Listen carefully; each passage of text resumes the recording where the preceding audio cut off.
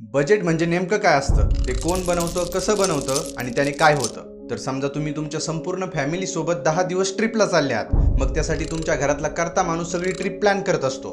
मग त्यात तो सर्वांना ट्रिपला जायच्या आधी 5-6 दिवस कोणाला काय काय पाहिजे हे विचारत असतो. जेणेकरून तो कर्ता माणूस ज्या ज्या गोष्टींची मागणी झाली त्या त्या गोष्टी तुम्हाला त्या ट्रिपला गेल्यावर 10 दिवसात पुरवू शकतो. कारण त्याला आधीच माहिती असतं की कोणाला काय लागणार आहे. तसंच आपल्या भारताच्या बजेटचं म्हणजे अर्थसंकल्पाचं असतं. प्रत्येक बजेट सादर होण्याआधी किमान 6 महिने त्यावर काम केलं जातं. मग त्यात तो करता माणूस असतो अर्थ मंत्रालय.